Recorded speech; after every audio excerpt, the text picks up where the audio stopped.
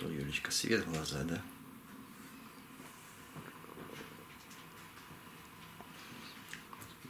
Сейчас Лена придет. Ты обиделся? Видимо, да. Нет, не обиделся.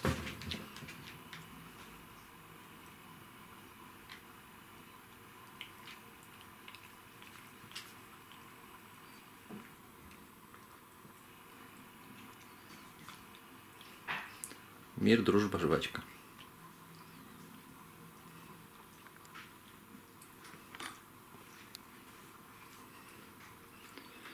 Нет, скажи. Обиделся?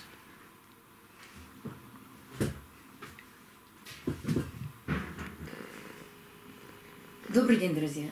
Хочу вам показать орхидеи, которые были показаны в обзорах из Leroy Merlin и мной приобретены. Таких орхидей не 6, а 8, но показываю только 6, потому что на 2 из них появился грибок Ботридис. И они находятся на строжайшем карантине, и не могу поставить даже их вместе с этими цветами. Но фотографии цветов именно я вам здесь оставлю. С какой-нибудь стороны будут 2 фотографии этих биглипов. А покажу вам 6 орхидей.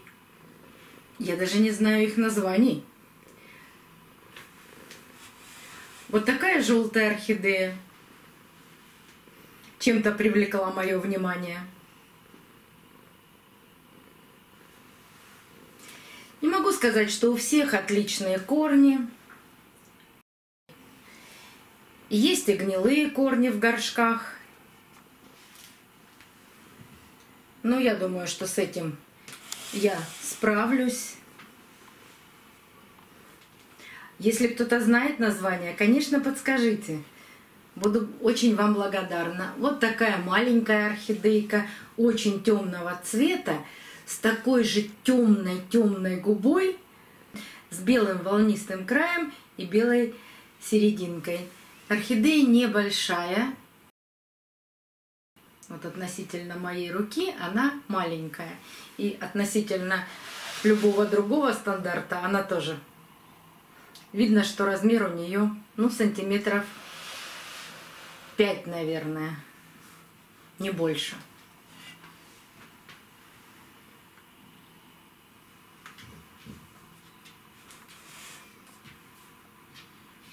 Сём. Сёма. Сём. Уходи туда. Пожалуйста, уходи. Мне надо цветы показать. Твой хвост здесь точно мешает. Ложись, Симон. Сём, ложись, не мешай.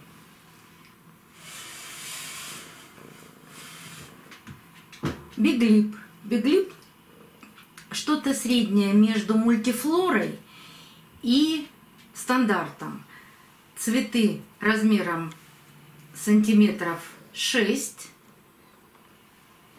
Есть вот такие ответвления. Но биглип все бутончики сушит. Потому что мы с вами никогда не знаем, сколько были в дороге орхидеи, как их везли. Ну вот дома получилось так, что он засушивает почти все бутончики. Только один вот здесь на этой веточке остался еще, может быть, распустится. Зато здоровые корни в горшке. Сам очень компактный, небольшой. Я думаю, что он будет в следующем году прекрасно цвести. Вот это очень интересная орхидея. У нас с вами есть Арксрей, там еще какие-то, но у Арксрея все на белом фоне, немножко с розовинкой, а у этой очень яркий вишневый фон. Я сейчас вам не буду рассказывать, что вот эти все держатели цветоносов нужно обязательно протирать. Посмотрите, в какой влаге они ехали, что даже образовалась плесень на держателях цветоносов. Естественно, и листья, и держатели, и сами цветоносы я сейчас протру обязательно зеленым мылом. А по возможности вот эти держатели, у которых очень сильно видна плесень на этих держателях, вообще уберу. Поражает своей красотой золотой леопард. Он очень необычный, с интересным переходом цвета по лепестку. Состояние идеальное, и корней, и листьев, и не сушит ни одного бутона. Даже за сутки дома распустился бутон. И распускается он более темный, значит, немножко выгорают потом цветы. У всех разное качество, все красивы, и, конечно, венцом моих покупок является бабочка. Конечно, я ее показываю. На обзорах кто-то написал, что это бабочка кимоно. Вот я не уверена, что это бабочка кимоно. У меня есть такой цветок. Сейчас я его достану и покажу вам. Они чем-то похожи. Нет, достать мне его сложно.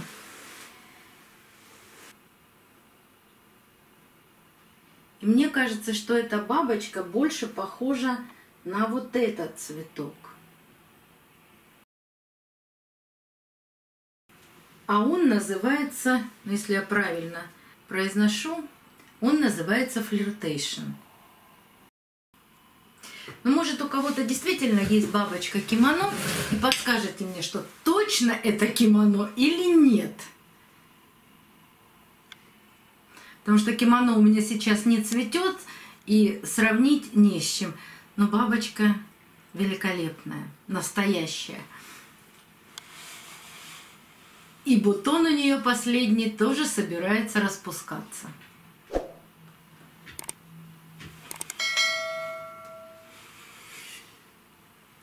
Вот такие красотки пополнили мою коллекцию.